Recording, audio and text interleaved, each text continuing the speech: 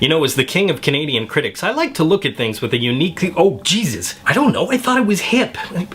As the crown prince of Canadian critics, I like to look at things from a uniquely Canadian perspective. Like, did you ever wonder why you never see a post-apocalyptic Canada in any of these movies? I guess it wouldn't work. My brothers, we have lived in this desert wasteland for what seems like an eternity. Yeah, but you know what? With the winter we just had, I'm not gonna complain. As our children starve in the dust and our faces peel in the sun. Sure, but it's a dry heat. But tonight, we raid Thunderdome and slaughter anyone in our path so that we may live. Can we do it tomorrow? The Habs game is on. You laugh, but post-apocalyptic hockey? That would be awesome.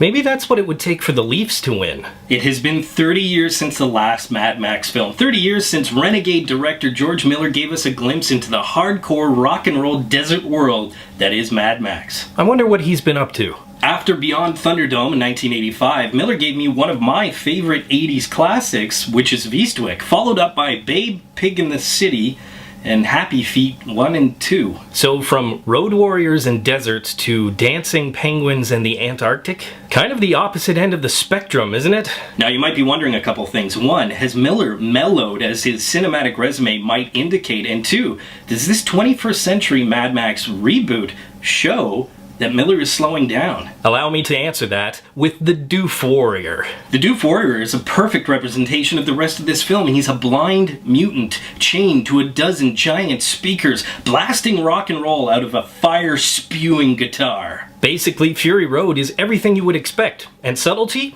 Not one of those things. Now, if you've seen the original 3 Mad Max films, chances are you remember them for 2 key things. Mel Gibson and anti-Semitism? No, and the films themselves weren't anti-Semitic, that was just Gibson. No, they were known for the look of their films and the action, and the great thing is that Miller took that original concept and just made it bigger, better, and louder. The action scenes and production design were already amazing 30 years ago, but it would seem with 21st century filmmaking techniques and a bigger budget, Miller finally made the Mad Max film he's always wanted to make. Bigger budget is an understatement, as Fury Road at $150 million cost 10 times more than the previous Mad Max films combined. And even though I mentioned it seemed he waited for 21st century filmmaking techniques, Miller really used old school techniques in most of this film. Apparently a huge percentage of this film was done with practical effects, and when you think about the sheer number of bullets, explosions, and over 150 apocalyptic vehicles, it just blows your mind even more than the movie. But in this era of Michael Bayhem, we know that explosions and action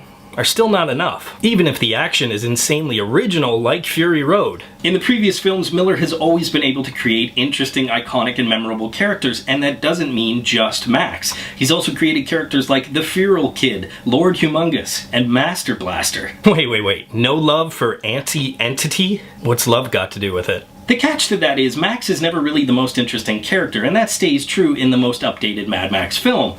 Tom Hardy's Max is good, it just seems that most of the story happens around him. If anything, this Mad Max should have been called Furiosa Fury Road, as Charlize Theron's one-armed, buzz-cut warrior woman really not only carried the story, but had most of the backstory as well. But Miller, even 30 years ago, created some strong female characters, and the women in Fury Road continue that. A strong feminist theme is plastered throughout this movie as we see tribes of women representing motherhood and fighting for their rights as human beings. In fact, I heard that some men were upset because they felt tricked by this film into going to see a women's lib film. Wait, someone's pissed about feminism in a summer blockbuster? Somebody call Joss Whedon. Somehow this is his fault. The supporting cast was strong as well, and that couldn't have been easy to do, as these sex slaves could have easily been seen as plot devices. But my hat's off to the performance of Abby Lee, Zoe Kravitz, and Rosie Huntington-Whiteley. Hold on. That was Rosie? She was in Transformers. How come I didn't recognize her? Can I see a clip of her from Transformers? Oh, no, that's it. It was just the angle that Michael Bay shot her in. My favorite character, though, was Nux, a war boy played by X-Men alum and overall lucky bastard Nicholas Hoult. Nux really represents the best of Miller characters. He looks like a post-apocalyptic warrior. He's part of a cult.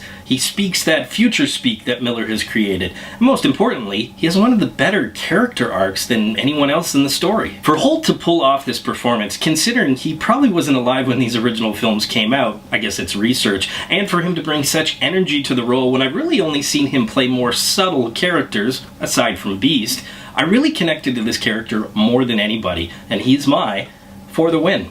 But to earn that Crown Prince title I gave myself, let me be clear, this movie is not perfect. As with the previous 3 films, there is next to no story in Fury Road, but that was never the appeal, as the look, action, and characters are enough to get you through the entire film. Although if you pay too close attention to the plot, you'll probably go mad. The entire plot is Furiosa trying to get these aforementioned sex slaves away from their oppressors and to this utopia. But when they find out, for whatever reason, that they can't, they decide, let's do the harrowing journey all over again. Let's turn around and go back.